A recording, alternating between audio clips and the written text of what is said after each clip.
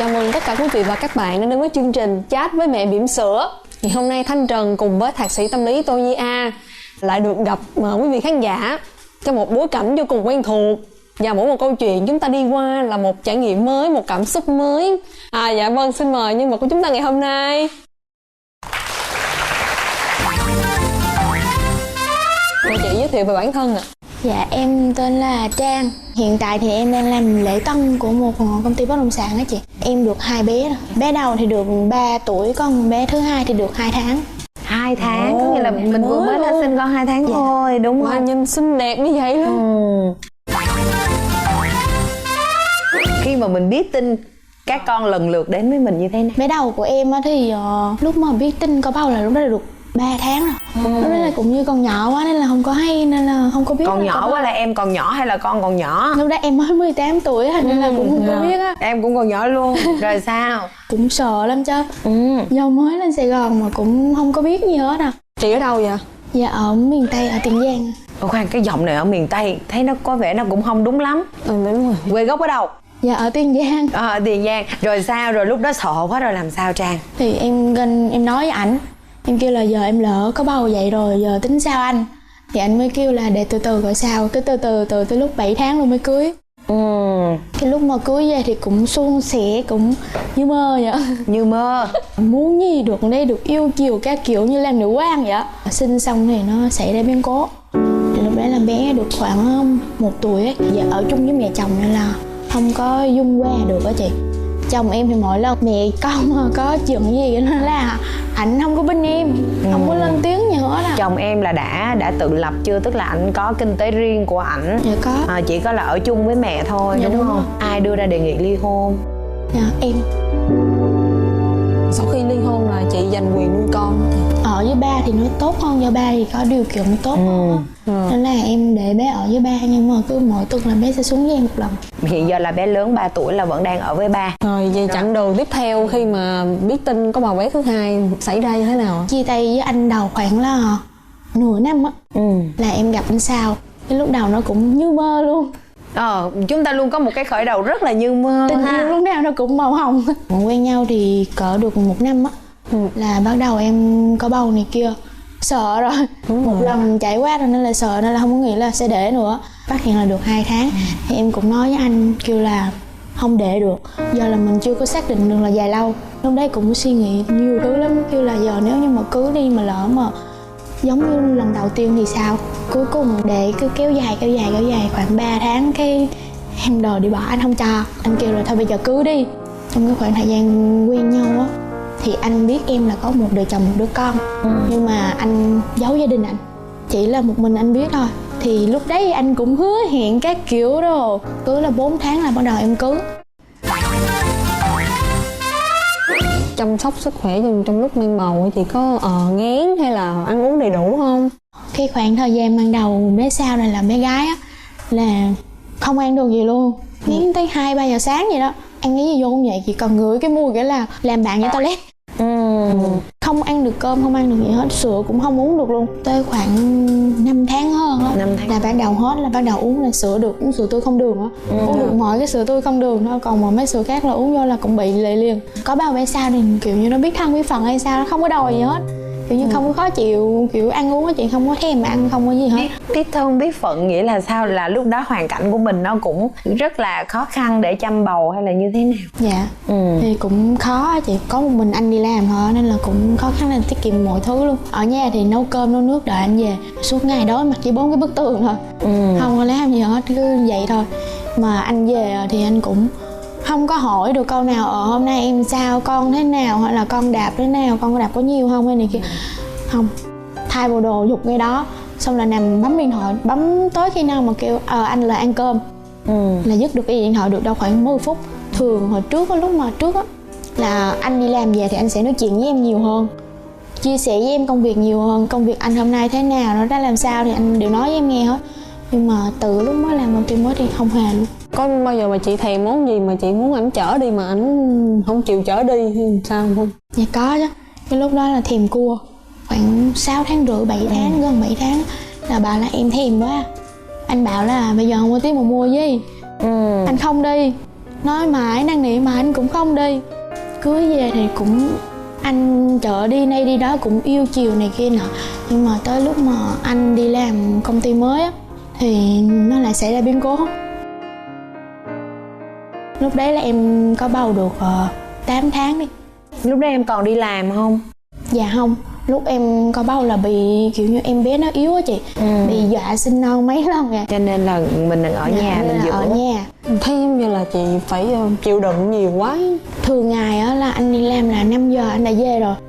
Qua công ty này tới 10 giờ anh chưa về. 10 giờ đêm. Dạ. Lúc nào anh về anh cũng ôm khư cái điện thoại vậy. Chỉ trừ khi là ăn cơm hoặc là đi tắm rồi mới bỏ điện thoại thôi. Nghi. Nên là cứ để ý dần thì nó lộ ra. Cãi nhau một trận linh đinh vậy. Xong rồi anh bỏ anh đi. Xong rồi anh mới nói với gia đình anh đó là em có một đời chồng như vậy. Từ đó về sau anh cắt với em luôn. Đến bây giờ luôn? Dạ. 8 tháng đấy là em bị dọa sinh non á, là nhập viện 3 lần. Khoảng thời gian trước là nó bình thường, em bé bình thường không có bị gì hết luôn. Xong cái lúc mà xảy ra biến cố thì em bị dọa sinh non. Tới cái lần mà thứ tư ấy, cứ nghĩ là chắc đau bụng thì thôi, thì nghĩ là dọa sinh non thôi chứ không có nghĩ là sẽ sinh. Do em bé chưa có đủ tuần nữa, mới có 34 tuần à. Gọi lên bác sĩ hỏi thì bác sĩ cái bảo cái là uống thuốc đi cầm chừng đi cho nó đỡ đau. Xong rồi đau quá đi, một ngày trời đau quá đi, qua ngày hôm sau sáng hôm sau là đau quá rồi mà không có dấu hiệu sinh gì hết, nên là hai mẹ con cuốn gói đi bệnh viện. Mình lên tới chỗ bệnh viện khám thì kêu là nợ 4 phân là đẩy vô đẻ luôn. Là sinh thường. Dạ sinh thường. Cái lúc mà sinh thì nó kinh khủng. Kinh khủng. Từ phòng chờ qua phòng sinh là em bé đẻ rớt.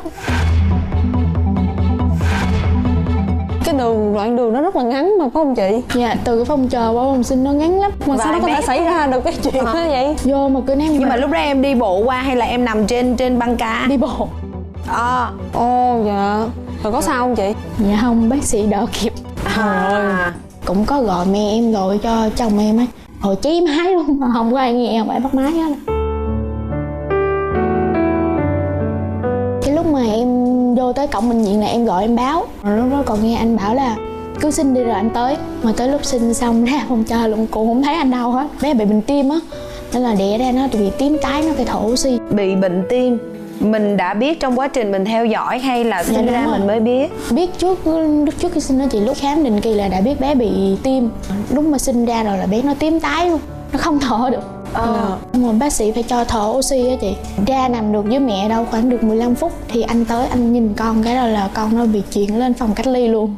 Và anh có ở lại với em sau đó không hay anh cũng đi về? Dạ đi về luôn. Cũng không có gặp, cũng không có hỏi thăm con gì hết.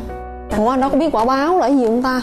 Trời Nếu như mà người ta biết thì người ta đã không làm. Em cũng đừng đặt câu hỏi như vậy, có nghĩa là không phải đâu chị, anh biết hết trơn, nhưng mà anh có nói với em câu là mọi quả báo sau này anh chịu hết. Anh nói vậy là bất chấp cũng luôn không có ghê lắm đâu. Chắc gì, chắc nghĩ là sao có thể nói được cái chắc câu quả như báo vậy? lúc này nó cũng ngon như là quả mận quả ổi gì thôi mà. Tính ra Khánh cũng đỡ.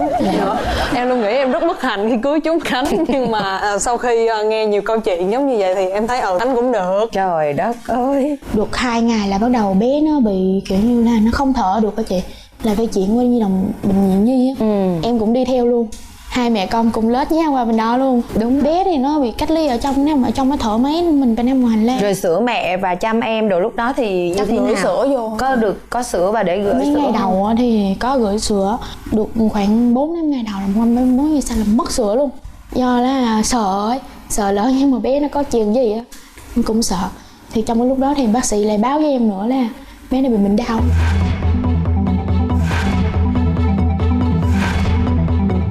Nhưng mà lúc khám bầu, khám định kỳ này kia thì nó không có.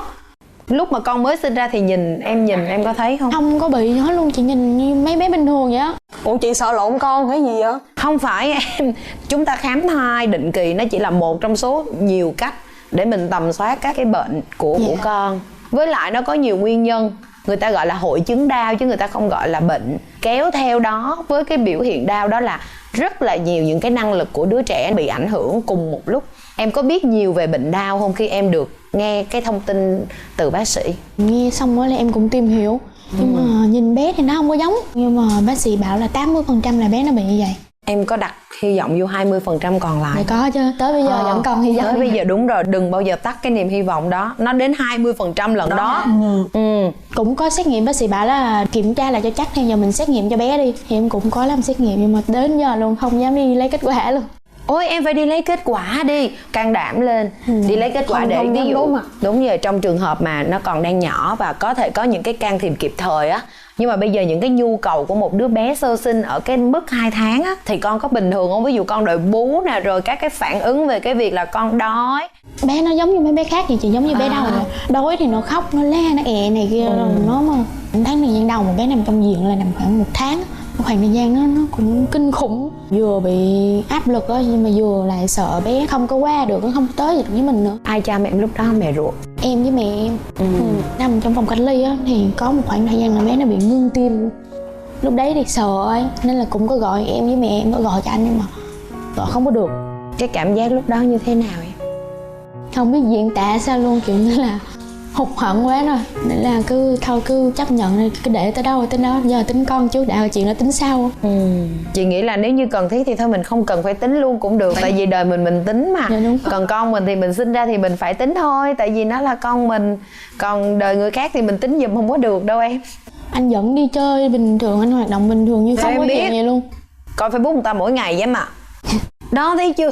Còn nặng lòng thì thôi, rời khỏi một mối quan hệ mà để có thể an nhiên với nó thì không phải là chuyện dễ. Dạ đúng rồi. Nhưng mà hãy cố gắng để hiểu rằng là cuối cùng thì mình chỉ có thể lo được cho đời mình và cho con mình thôi. Hơn 1 tháng, là khoảng 1 tháng 10 ngày là em bé được xuất viện về nhà. Mẹ có nói với em đó là thôi bây giờ chuyện nó lỡ rồi, giờ suy nghĩ thông suốt đó, giờ lo cho con chứ đừng có suy nghĩ gì nữa. Thì lúc đấy mẹ vừa nói mẹ vừa khóc ấy, mình cũng mở mang được đầu óc ra để suy nghĩ được nhiều thứ. Nữa là bây giờ khoảng thời gian sau này thì nó cũng đỡ rồi, nó không có giống như lúc trước nữa. Lúc trước thì cứ ngày nào cũng khóc và ủ rũ này kia. Việc chăm con ở nhà như vậy thì có gặp khó khăn gì không ạ? Cái lúc mà bé về nhà là sợ lắm, mỗi lần mà bé mà nó khóc á là nó sẽ tím tái á. Sợ lắm, hai mẹ con cứ sợ rồi ôm bé lên này kia đâu. Còn lúc mà Dỗ bé hết mức có thể. đúng rồi. Đứa con đầu là chị có hay thăm bé không chị? Dạ có, chứ bé đi nó thường xuyên xuống với em. 1 tuần hoặc 2 tuần là bé nó xuống chơi 1 lần. Ai đưa con xuống? 3 bé đưa. Mối quan hệ của hai người hiện giờ nó đã ổn chưa? Dạ giờ thì anh cũng với em cũng bình thường thôi, cũng giống như bạn bè bình thường thôi. Con có đón nhận em của mình không? Có, bé nó xuống thì bé cũng ôm rồi giỡn với em này kia nọ, nhưng mà kiểu như là bé nó sợ làm em nó đau á, nên nhiều lúc nó cũng ấy. Như vậy thì qua một cái chặng đường như vậy thì mình nhìn lại, mình thấy rằng là bản thân mình đã có một cái bài học như thế nào mà mình không có cho phép bản thân mình quên. Qua vậy thì rút được kinh nghiệm là đừng nên lấy chồng quá sớm. Vì mình chưa có sẵn sàng được mọi thứ, chưa có chấp nhận được mọi thứ, chưa có biết được là chuyện gì nó sẽ đến với mình. Vì mình chưa tự lập nữa. Đúng rồi. Mình chưa tự lập, mình chưa tự chủ. Và khi chúng ta không tự lập tự chủ, thực ra chúng ta rất khó để quyết những cái điều quan trọng dành cho chính mình. Như vậy thì cái sức khỏe của em bây giờ như thế nào khi mà vừa mới sinh xong 2 tháng và 2 tháng đó cũng cực kỳ đoạn trường với mẹ và cả con nữa? Bây giờ thì cũng ổn á chị. Do là lúc mà bé được 1 tháng là em bắt đầu đi làm lại. Tại vì bây giờ mà nếu như mà cứ ôm con cứ ở nhà ghét gì, không có giải tỏa được đầu óc á, cứ suy nghĩ này kia nọ, nên là em bắt đầu đi làm lại từ lúc đấy. Mà ba mẹ của chị chắc là cũng đau lòng với sự việc mà đã xảy ra với chị. Khóc nhiều lắm chứ. Khóc nhiều. Mấy mẹ con cứ ôm khóc với nhau, Trách không? nhau khóc. Không có trách con. Giận thì nói vậy thôi, nói con nó hiểu thôi chứ cũng Cuối cùng thì nó vẫn phải quay về với mình thôi. Mình vẫn phải ở đây để cho con đi tiếp thôi, đúng không? Vậy thì qua chương trình ngày hôm nay chị có nhắn gửi đến ai thông điệp gì? cũng không có nhắn nhủ gì nhiều, thì chị cũng mong là những người giống như mình thì cố gắng mạnh mẽ để vượt qua mọi chuyện. Con cũng cảm ơn mẹ vì đã đồng hành với con suốt thời gian qua. Cái điều quan trọng nhất trong chị bây giờ là hình ảnh của những bà ngoại thôi. Sau nhiều câu chuyện tự nhiên bà ngoại trở thành một cái nhân vật không thể thiếu trong bất cứ câu chuyện nào. Thôi thì trải nghiệm nào nó cũng cho chúng ta những cái bài học. Thực tế thì chúng ta không thay đổi được quá khứ. Có những cái quá khứ vui, có những cái quá khứ buồn. Nhưng cái quan trọng thì nó là quá khứ, tức là nó đã diễn ra rồi.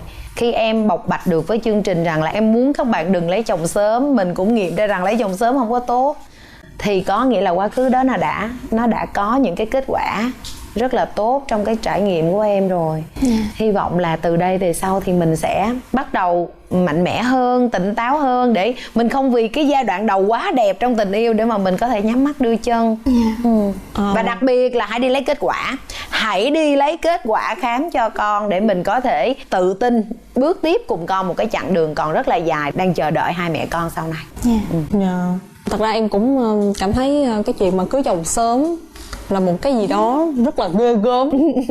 Mà em may mắn hơn chị Trang, có nghĩa là em cũng cảm nhận ra là khi mà mình cưới sớm á, là suy nghĩ hai người còn rất là bồng bột, còn rất là trẻ con, chưa nghĩ được cái gì bự hơn, cái gì xa hơn đó. Tối ngày là chỉ có biết chửi bới quýnh lộn, là mâu thuẫn rồi này nọ, thì ba mẹ em cũng có khuyên mày khoan bỏ chồng đi. Mày ráng đợi hai đứa chững chạc trưởng thành đó, rồi hãy nghĩ chín chắn hơn rồi đó. Em cũng tưởng là màu hồng dữ lắm, nhưng thực chất nó không màu hồng như em nghĩ. Ai đang có ý định cưới sớm, chúng ta hãy một chút cân nhắc về vấn đề này, vì đó là vấn đề rất là lâu dài nha mọi người nha. Xin cảm ơn sự tham gia của chị ngày hôm nay. Chương trình Chat với mẹ bỉm sữa của chúng ta đến đây đã kết thúc rồi. Chương trình được phát sóng vào lúc 15h20 thứ Bảy hàng tuần trên kênh HTV7. Và trong trường hợp không thể xem được vào lúc 15h20 trên kênh HTV7, chúng ta có thể xem lại chương trình ở kênh YouTube MCV Media hoặc cổng thông tin Love TV quý vị nha. Còn những bà mẹ bỉm sữa nào hoặc là những ông bố bỉm sữa nào chúng ta muốn đăng ký tham gia chương trình thì đừng ngần ngại đăng ký vào fanpage là Gia Đình TV mọi người nhé. Xin chào và hẹn gặp lại.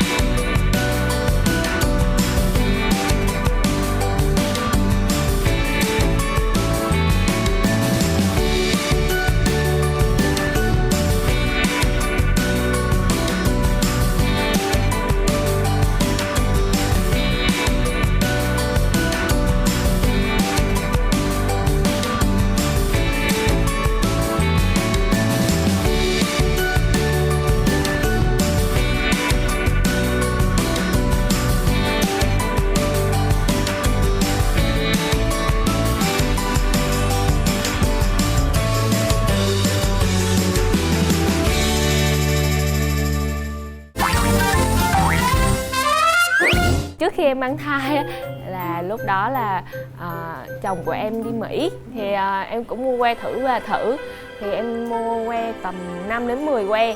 Phần là lo lắng, thứ hai là rất là vui. Lo lắng là vì em cũng chưa có sẵn sàng nữa. Cuộc đời em là vừa đau đẻ mà còn vừa đau vết mổ nữa. Chat với mẹ bỉm sữa tập 47 sẽ được phát sóng vào lúc 15h20 thứ Bảy ngày 24 tháng 8 2019 trên kênh HTV7.